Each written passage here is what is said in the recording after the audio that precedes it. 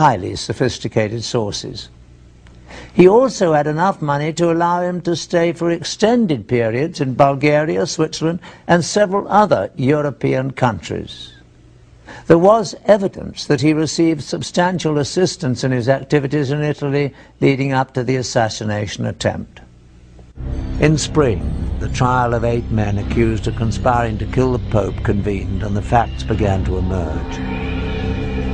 During the trial, several Turkish defendants testified that they aided Agca in his travels from Turkey through Bulgaria to Italy.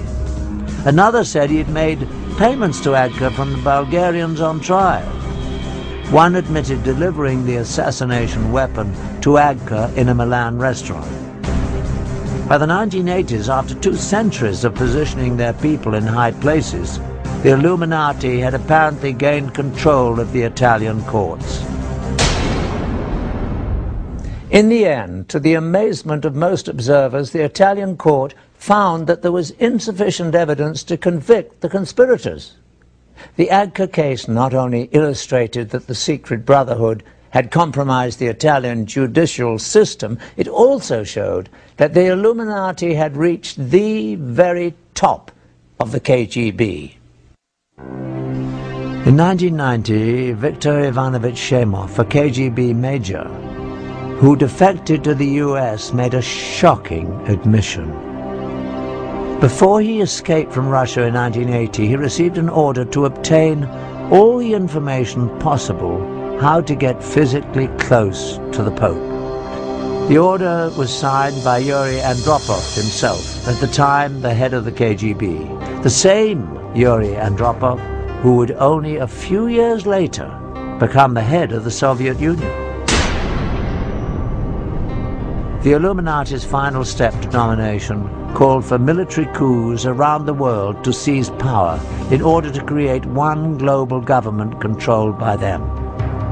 To accomplish this, they would use the huge surplus of catastrophic weapons stockpiled in the USSR to threaten the entire world. Although the KGB was the most well-known, it was not the only espionage entity run by the former USSR. Another agency just as massive but even more secret than the KGB was the GRU, carrying out military intelligence. And the secret Brotherhood went to great lengths to infiltrate it. The proof that they were successful is revealed in these highly classified GRU agency documents that we purchased from a black market document dealer in Russia. In them, an agent is given his orders to work using the cover of a journalist in Washington, D.C. Once again, the Illuminati has left their telltale sign. The period under high magnification is the pyramid and all-seeing eye. While the KGB collected information on political figures and influenced politics around the globe, the GRU gathered intelligence essential for achieving military objectives. Some of the activities of the GRU were aimed at achieving objectives in various ongoing conflicts such as Afghanistan. But the major mission of the GRU was to prepare for future wars with other countries, especially the USA.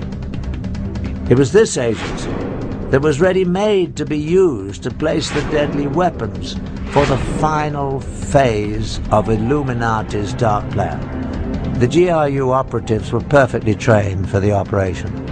In time of Cold War beginning, in the mid, in the end, actually all time of our military service, we were used in military preparation of former Soviet Union for the future war against America. Beside their military education, GRU operatives underwent 3 years of exhaustive training. They learned to use all the tools and techniques of the spy, and they became experts in explosives.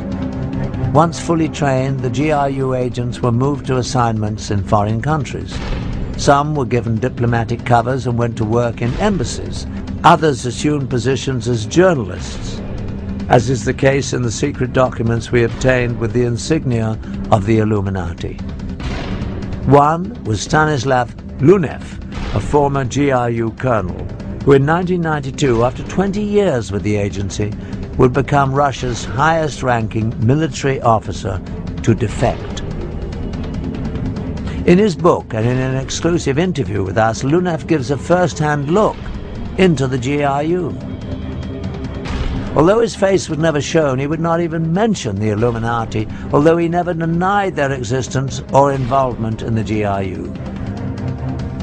He does, however, reveal some shocking facts. In the United States, I worked in Washington, D.C. operational area under the same cover as a TASS news agency correspondent. It's a very good cover because, you know, between journalists and spies, real spies, there are a lot of common, because all of them are looking for news and for real information. Once in position in the field, the GRU agents had various tasks. One was to help coordinate terrorist campaigns to destabilize unfriendly governments. GRU officials have now revealed that during the Vietnam War, the agency invested over $1 billion promoting the anti-war campaign in the US. This expertise at manipulating governments was a skill that fit exactly with the Illuminati's future plans for overthrowing governments. Another major part of the GRU's agents' work was laying the groundwork